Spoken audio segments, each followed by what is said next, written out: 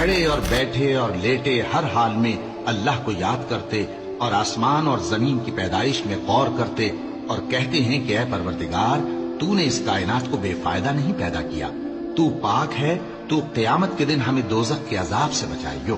اے پروردگار جس کو تو نے دوزخ میں ڈالا اسے رسوا کیا اور ظالموں کا کوئی مددگار نہیں ہوگا۔ اے پروردگار ہم نے ایک پکارنے والے کو سنا کہ ایمان کے لیے پکار رہا تھا کہ اپنے پروردگار پر ایمان لاؤ، تو ہم ایمان لے آئے۔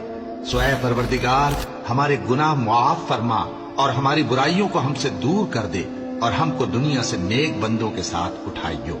اے پروردگار تو نے جن جن چیزوں کے ہم سے اپنے پیغمبروں کے واسطے سے وعدے کیے ہیں وہ ہمیں عطا فرما اور قیامت کے دن ہمیں رسوا نہ کیجیو۔